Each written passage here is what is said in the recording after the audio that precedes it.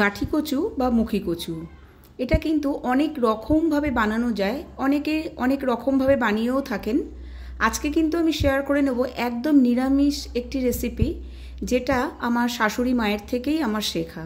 যে কোনো নিরামিষ দিনে ভাত, রুটি অথবা পরোটার সাথে অবশ্যই ট্রাই করতে পারেন। গাঠি কচু রান্না করলে অনেক সময় রান্নার মধ্যে একটা হড়হড়ে ভাব চলে আসে। আজকে কিন্তু এমন একটা ট্রিক্স আমি শেয়ার করব, যেটা অবশ্যই আমার শাশুড়ি মায়ের থেকেই শেখা। সেটা করলে গাঠি কচুটা আর হড়হড়ে লাগবে না। ভিডিওটা যদি ভালো লাগে লাইক, শেয়ার এবং সাবস্ক্রাইব করার অনুরোধ রইল।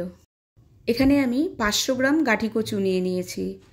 খুব ভালো করে গাঠি কচুগুলোকে আমি ধুয়ে নিয়েছি, কারণ গাঠি কচুর গায়ে বেশ অনেকটাই মাটি থাকে।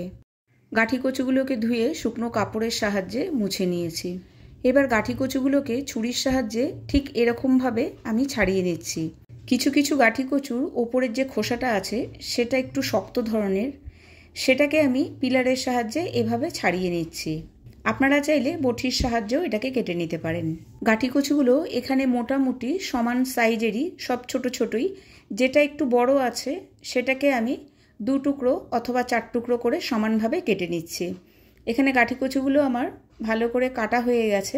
এরপর আমি এতে দিয়ে দিচ্ছি 1 টিস্পুন নুন, 1/2 টিস্পুন হলুদ। খুব ভালো করে নুন আর হলুদটাকে গাঠি কচুর মধ্যে মাখিয়ে নেব। এর ফলেই কিন্তু এর মধ্যে যে হড়হড়ে ভাবটা আছে সেটা কিন্তু মোটামুটি প্রায় চলেই যাবে। অল্প একটু জল মিশিয়ে নিচ্ছি, যাতে একটু নুন আর হলুদটা মাখাতে সুবিধা হয়। এক কথায় নুন আর হলুদ দিয়ে গাঠি কচুটাকে খুব ভালো করে রগড়ে নিতে হবে। 2 থেকে 3 মিনিট এই কাজটা করার পর খুব ভালো করে জল দিয়ে গাঠি কচুটাকে ধুয়ে নিতে হবে। এটা করার পর দেখবেন এর মধ্যে হড়হড়ে যে ভাবটা ছিল সেটা অনেকটাই কমে গেছে।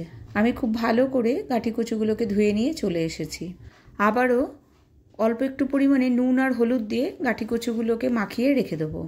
এখানে আমি 2টো মিডিয়াম সাইজের আলু নিয়ে নিয়েছি। আলুর খোসাগুলোকে ভালো করে ছাড়িয়ে ডুমো ডুমো করে কেটে নিচ্ছি।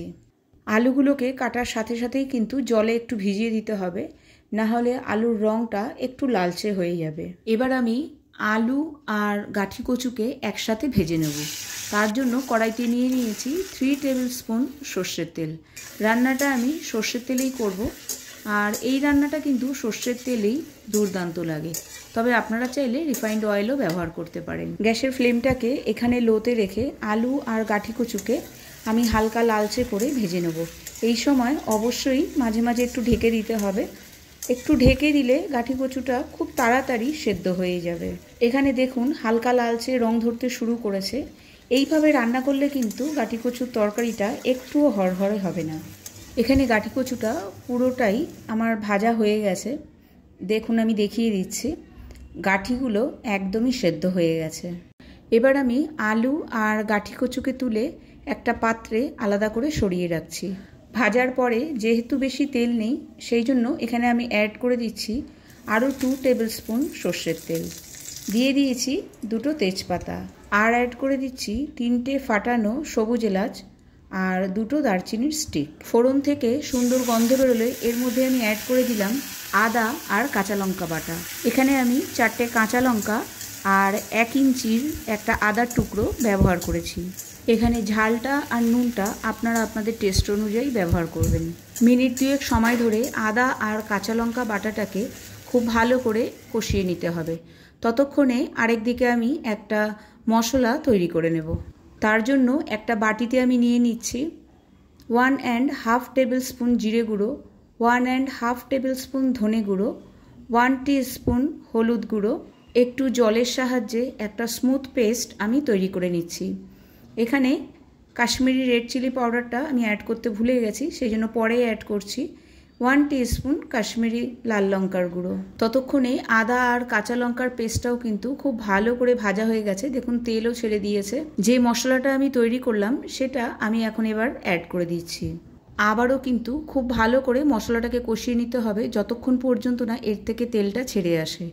মশলা কষানোর ওপরেই কিন্তু তরকারির টেস্টটা নির্ভর করে। দেখুন এখানে কিন্তু তেলটা একদম ছেড়ে এসেছে, ওপর থেকে ভেসে উঠেছে, দেখা যাচ্ছে।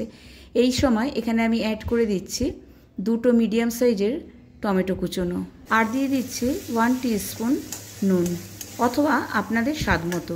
টমেটোর সাথে নুনটা ব্যবহার করলে টমেটোটা খুব তাড়াতাড়ি নরম হয়ে যায়। সব কিছুকে খুব ভালোভাবে মিশিয়ে নিয়ে এবার আমি কড়াইটাকে আরও একবার ঢেকে দেব।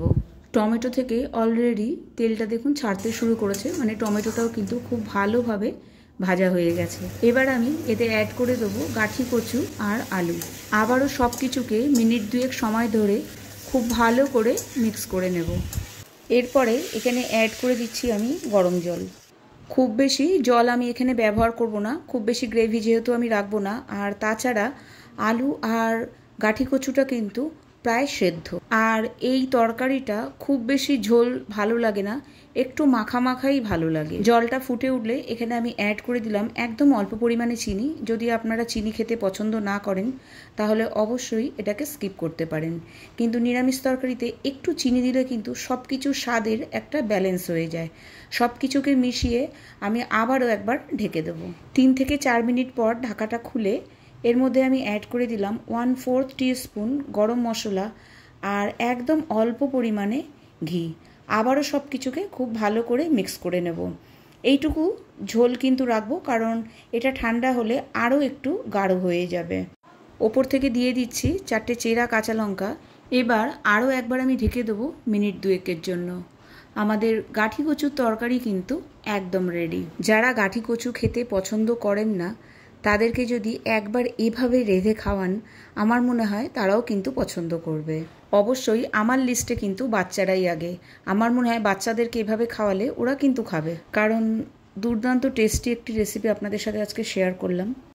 আর বাচ্চাদের কিন্তু মাছ মাংস সব কিছু খাওয়ার সাথে সবজি খাওয়ানোও কিন্তু একদম ছোটোবেলা থেকেই শেখাতে হবে। অবশ্যই আমাকে কমেন্ট করে জানাবেন আজকের রেসিপি আপনাদের কেমন লাগলো। আজকে তবে এই পর্যন্তই, আবার দেখা হবে আরেকটি নতুন রেসিপির সাথে। ভালো থাকবেন, সুস্থ থাকবেন, আর অবশ্যই আপনার ফ্যামিলি আর নিজের খেয়াল রাখবেন। টাটা।